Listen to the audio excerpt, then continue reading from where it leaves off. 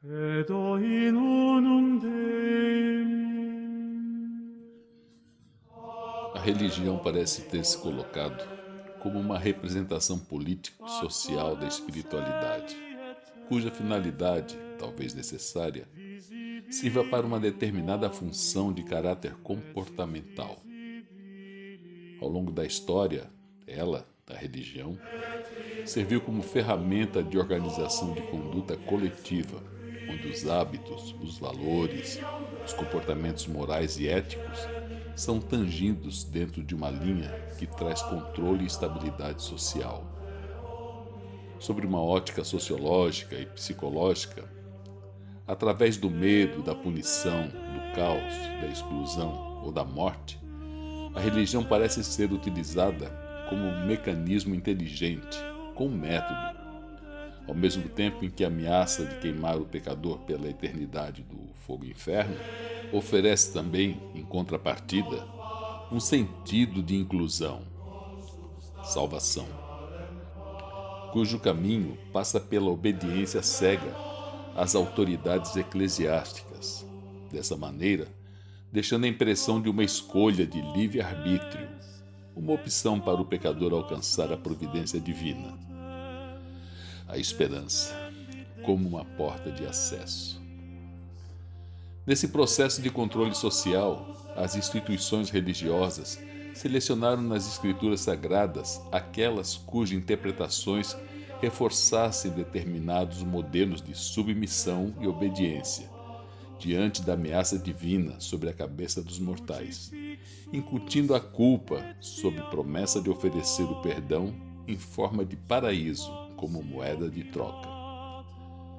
A ideia da salvação passou, em muitos contextos, a depender da intermediação institucional sagrada entre Deus e os homens, criando no ser humano uma sensação permanente de ter nascido na dívida espiritual, de uma culpa herdada diante dos representantes da Igreja.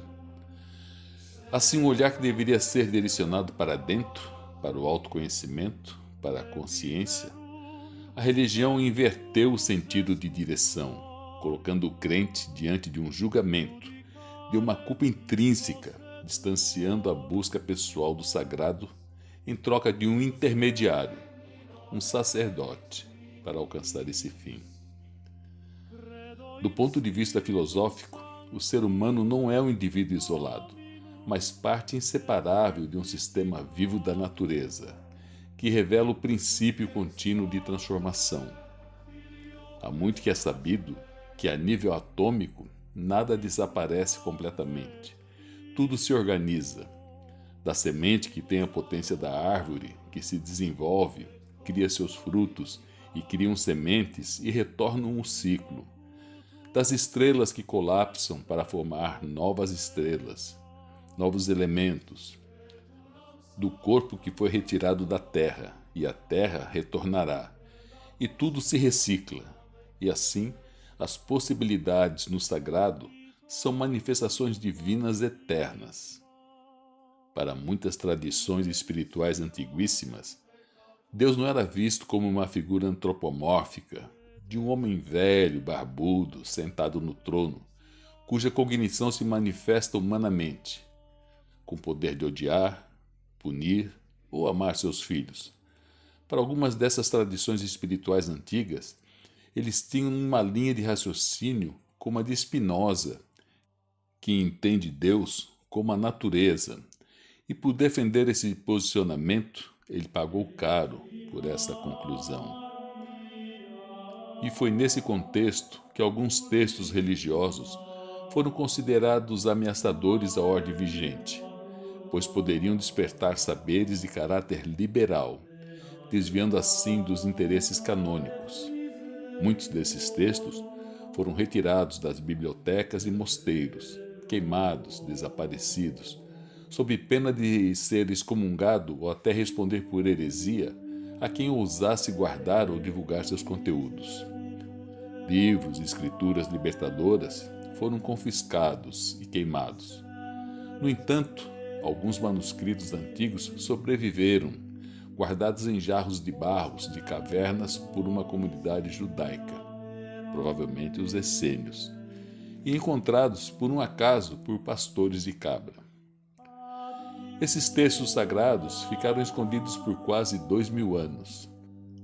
Para os espiritualistas, esses livros, em especial o livro de Enoque, apresentavam uma visão menos institucionalizada do sagrado e mais conectada à consciência, à responsabilidade individual que levaria o homem a questionar-se e procurar encontrar espiritualidade dentro da fé, da moral, da ética e da sua própria natureza. Muitos sacerdotes que pregavam a verdade foram calados. Dentre eles o mais famoso, Jesus de Nazaré, que não fundou templos, mesquitas, igreja ou mosteiros. Sua mensagem nasceu no caminho entre pessoas simples, pescadores, doentes, pobres e excluídos. Ele nunca cobrou por suas palavras, nem vendeu fé como condição para alcançar Deus. Ensinava que o reino estava dentro do homem e que o amor ao próximo valia mais do que rituais, riquezas ou instituições. Sua vida foi marcada pela humildade, pela compaixão e pela liberdade espiritual, mostrando que a verdadeira conexão com o divino não depende de construções de pedra, mas da transformação interior do ser humano. Hoje, muitas das maiores e mais influentes religiões do mundo acumulam riquezas e estruturas financeiras que se assemelham a grandes corporações. Não faça da pedra a igreja, pois a pedra se desmancha. Carrega justamente essa reflexão. O sagrado não deveria estar aprisionado em construções materiais, títulos, vestes ou riquezas. Templos, monumentos, símbolos físicos são transitórios. A verdadeira igreja estaria na consciência, na compaixão e nas atitudes humanas.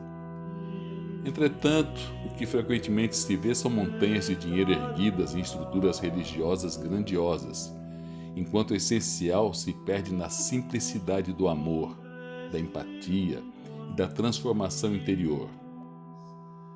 A espiritualidade não deveria ser medida pelo sofrimento, pela culpa ou pela quantidade de bens entregues em busca da recompensa celestial.